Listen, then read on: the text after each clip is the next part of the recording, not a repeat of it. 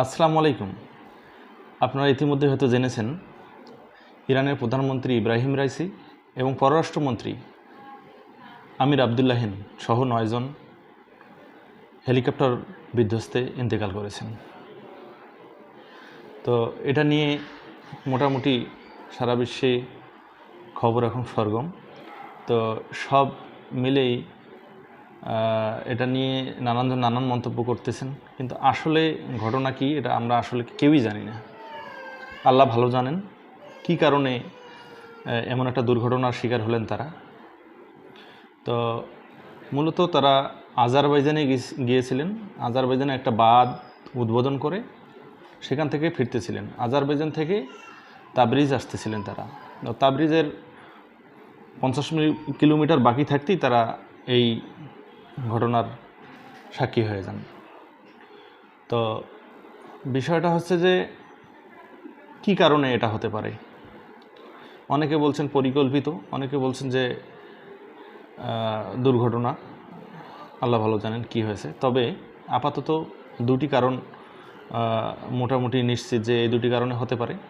ইরানের সাবেক মন্ত্রীরা বিভিন্নভাবে বক্তব্য দিয়েছেন। তো বিষয়টা হচ্ছে যে একটা হচ্ছে বৈরী আবহাওয়া। বৈরী আবহাওয়া বলতে সেখানে তুষার এবং কুয়াশা আচ্ছন্ন, এবং এটা জঙ্গলের মাঝে পতিত হয়েছে। কুয়াশার কারণে এবং এই তুষারপাতের কারণে মোটামুটি তারা উদ্ধারকর্মী তাদের অনেক হিমশিম খেতে হয়েছে এবং কিলোমিটার পর কিলোমিটার তারা হেঁটে গিয়েছে, যেখানে কোনো যানবাহন নিয়ে যাওয়া সম্ভব হয়নি। এই জন্য একটু ব্যাহত হয়েছে উদ্ধার যে কার্যক্রম। এটা একটা বৈরী আবহাওয়া, এবং এই বৈরী আবহাওয়ায় কীভাবে একটা রিক্সি রুট এই পাইলট অর্থাৎ যিনি হেলিকপ্টার ড্রাইভ করছিলেন কী কারণে বেছে নিয়েছিলেন এটা আসলে আমরাও বলতে পারবো না। এটা একটা সন্দেহের জন্ম দেয়। আর কী কারণ এবং কী ঘটেছিল এটা তো কেউ আমরা জানি না বাইরে থেকে, কিন্তু আপাত দৃষ্টিতে এমন মনে হচ্ছে যে একটা বৈরী আবহাওয়ায় এই একটা রুট, একটা রিক্সি রুট কী কারণে বেছে নিয়েছিলেন বা কেন গিয়েছিলেন এটা একটা হতে পারে। আরেকটা মেইনলি যেটা সেটা হচ্ছে যান্ত্রিক ত্রুটি। আরেকটা কারণ যান্ত্রিক ত্রুটি বলতে এই যে বেল 112 মডেলের যে হেলিকপ্টারটি, এটা প্রায় 45 বছর আগে থেকে 45 থেকে 47 বছর আগে আমেরিকার কাছ থেকে কিনেছিল এই ইরান। তো আপনারা জানেন যে ইরানের সাথে আমেরিকার একটা বৈরী একটা সম্পর্ক। তো এই সম্পর্কে আপাতত তাদের মধ্যে তো সব ধরনের কার্যক্রম বন্ধ, অর্থাৎ কেনাকাটা বা বাণিজ্যিক কোনো লেনদেন। এই যে বেল 212 মডেলের যে হেলিকপ্টারটি, এটা ইরানি ইসলামী বিপ্লবের আগেই কেনা। ইরানি ইসলামী বিপ্লবের পর থেকে তাদের সাথে লেনদেন বন্ধ, অর্থাৎ প্রায় 45 থেকে 47 বছর আগের কেনা একটা এই হেলিকপ্টার। সেই হেলিকপ্টারটিতে সহজতই ছিল যে চায়নার অত্যাধুনিক হেলিকপ্টার, রাশিয়ার অত্যাধুনিক হেলিকপ্টার হয়তো ওরা চলাফেরা করবে, এটি স্বাভাবিক ছিল। কারণ একজন প্রধানমন্ত্রী একজন দেশের সর্বোচ্চ একজন মানুষ, একজন বিশাল বড় একটা নেতা। তো তিনি একটা ব্যাকডেটেড একটা বেল 212 মডেলের একটি আমেরিকান হেলিকপ্টার, তাও আবার 47 বছর আগের কেনা, সেটাতে কী কারণে এটাতে চলাফেরা করছিলেন সেটা আল্লাহ ভালো জানেন। হতে পারে সাধারণ জীবনযাপনের কারণে ওটাতে ব্যবহার করতে, এটা আমি জানি না, বা হয়তো আপনারা হয়তো পরে বুঝতে পাবেন, বা কী কারণে হলো এটা সবাই বুঝতে পারবে, তদন্তর পরেই আসলে এই তথ্যটা নিশ্চিত করা যাবে। তো পুরো 47 বছর আগের একটা হেলিকপ্টার, সেটাতে চলাফেরা, এটা যান্ত্রিক ত্রুটি হওয়াটাই স্বাভাবিক। কিন্তু বিশ্লেষক যারা আছেন তারা অনেকেই, আন্তর্জাতিক যারা বিশ্লেষক, তারা বলতেছেন যে আসলে এমনভাবে দুর্ঘটনাটি ঘটেছে দেখে মনে হয় যে একটি সাজানো দুর্ঘটনার মতো করেই ঘটেছে। কারণ একটা বৈরী আবহাওয়া, এমন বৈরী আবহাওয়ার উপর দিয়ে একটা মানে একটা রুট, রিক্সি রুট ব্যবহার করলো, তা আবার একটা ব্যাকডেটেড অনেক পুরাতন একটা হেলিকপ্টার, এটা অনেকের ভাবনার জন্ম দিচ্ছে আর কি।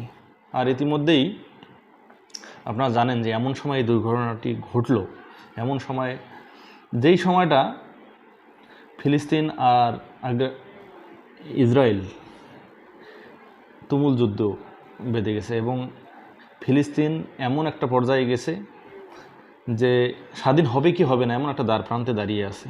এবং এটার জন্য ইরান মোটামুটি তোড়জোড়, ইরান ব্যাপক ভূমিকা পালন করছে। তো সেখানে এই সময় তার পররাষ্ট্রমন্ত্রী আর এই সময় প্রধানমন্ত্রী মৃত্যু বিশাল একটা ব্যাঘাত সৃষ্টি করবে। আর ইরান এই মুহূর্তে ব্যস্ত হয়ে পড়বে তাদের অভ্যন্তরীণ রাজনৈতিক ভবিষ্যৎ কী হতে যাচ্ছে এই নীতি নির্ধারণ করতে তারা মোটামুটি একটা সময় পার করবে। এবং ততক্ষণে মধ্যপ্রাচ্যের একটা ফায়দা হয়তো বিপক্ষ দল নিতে পারে, ইরানের বিপক্ষে যারা আছে হতে পারে তাদের। যেমন ইরানের সাবেক একজন মন্ত্রী বলছেন যে এটা পরিকল্পিত, আল্লাহ ভালো জানেন, ওনারা হয়তো অনুমান করে বলেছেন। এখন সামনে 50 দিন, আগামী 50 দিনের জন্য অন্তর্বর্তীকালীন একজন সরকার বলতে একজন প্রধানমন্ত্রী থাকবেন। অন্তর্বর্তীকালীন প্রধানমন্ত্রী আয়াতুল্লাহ আলী খামেনির নির্দেশেই উনি পালন করবেন। এটা সংবিধান অনুযায়ী এই 50 দিনের মধ্যে একটা নির্বাচন হবে, তারপর সেখানে নতুন প্রধানমন্ত্রী আসবেন। কিন্তু এখানে একটু বলে রাখি, যিনি আমির আবদুল্লাহিল, ইনি পররাষ্ট্রমন্ত্রী ইরানের, ইনি কিন্তু বহির্বিশ্বের চাপ এবং বিভিন্ন পশ্চিমাদের চাপ, এই চাপে ইনি কিন্তু ঢাল হিসাবে একটা ভূমিকা পালন করত ইরানের জন্য। এখন একটা মোটামুটি অভ্যন্তরীণ একটা রাজনৈতিক চাপ অনুভব করতেছে ইরান। যদিও আয়াতুল্লাহ আলী খামেনি বলছেন যে ইসলামী প্রজাতন্ত্রের নেতৃত্ব নিয়ে যাতে মুসলিম বিশ্ব চিন্তা না করে, সময় মতো সঠিক লোক সেখানে এসে যাবেন। এখন আল্লাহ ভালো জানেন কী কারণে এটা এমন দুর্ঘটনা হলো। পরবর্তী সময় অর্থাৎ তদন্ত শেষে দিন যতই গড়াবে আসলে এই ব্যাপারটা আরও পরিষ্কার হবে কী কারণে এটা এমনটা হলো। ততক্ষণ আমরা অপেক্ষা করা ছাড়া আমাদের আর কিছু করার নেই। আজকে এই পর্যন্ত, আল্লাহ হাফেজ।